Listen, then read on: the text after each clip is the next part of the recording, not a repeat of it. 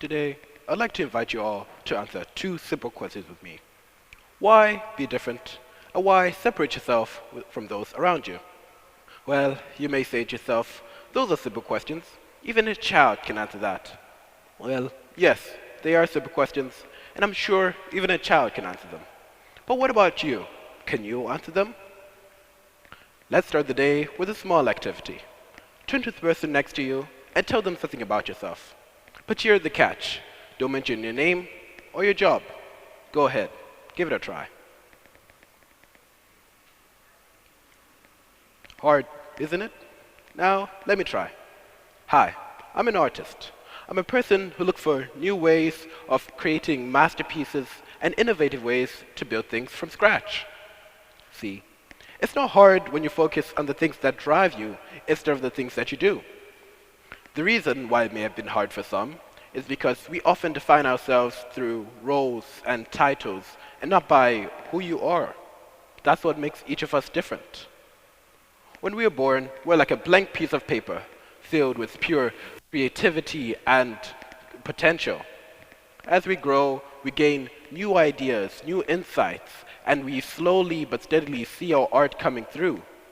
And yes, we make mistakes along the way, but through those mistakes, we're able to grow and refine our art. But there comes a time where we find our style, we found something that we're good at, and we often stay in that zone. We stay in our comfort zone. In Jungian psychology, it states humans often separate themselves in two different states, the consciousness and the subconscious, with the consciousness being the best version of ourselves, the one that we show off to everyone else, whilst the subconscious is the imperfect version of ourselves, the one that keeps on making mistakes. It goes on to say that for us to become whole, we have to unite both versions of ourselves.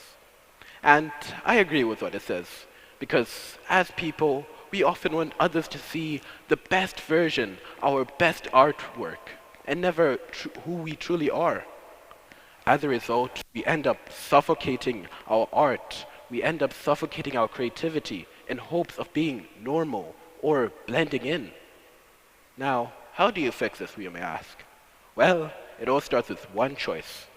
And that choice is to have the drive to separate yourself from those around you.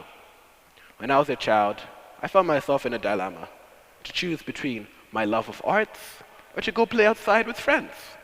Well, I ended up choosing my love of arts. Was it hard? Yes. Did I regret my decision? For the short term, I did, but for the long run, it was far more beneficial than I could ever imagine. I learned from the likes of Bob Ross and multiple origami videos. And I was able to express myself through art. I experimented with different techniques and used different tools and brushes. And through that, I found myself. The world already has thousands of Mona Lisa paintings. But what we don't have is you, your voice, your ideas. And it's not like any Renaissance artist was beloved at that time, nor did they think in a million years that they'll be as known as they are now. But look, millions of people want to learn from their work, their art style, their architect. So who's to tell you that you can't do the same? A wise man once said, "Why be different when we're born to stand out?" This tells us of how, as humans, we're always trying to fit in and do what everyone else is doing, when the true power lies in the difference we bring to the table. So, today I challenge you. Pick up your brush, sketch boldly, make mistakes, but show the world who you are. So, what makes you different? What separates you from the person right next to you? I'll leave you to answer that question. Thank you.